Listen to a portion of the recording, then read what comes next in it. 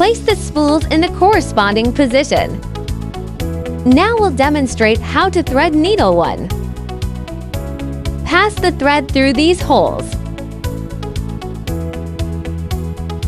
Detach the lower end of the transparent tube. Pass the thread hook through the tube from bottom to top. Loop the thread around the threader hook. Pull the thread hook down.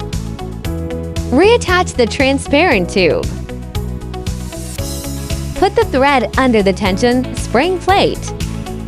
Put the thread on the left side of the post. Lift the tension disc and put the thread under the disc. Put the thread on the left side of the post. Pass the thread through the hook. Put the thread on the left side of the post. Wrap it halfway around the sensor wheel. Put the thread on the left side of the post. Put the thread under the tension spring plate. Pull the thread down and place it on the right side.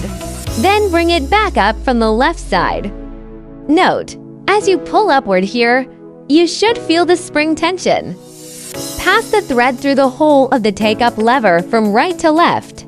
Pull the thread straight down. Pass the thread through this hole.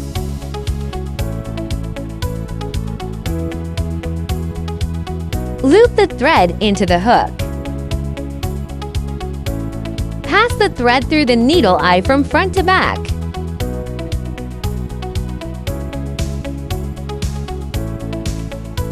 Pass the thread through the presser foot.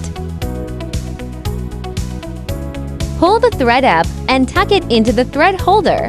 Cut off the excess thread, and the threading is complete. Quickly threading method. Tie a knot at both ends of the thread.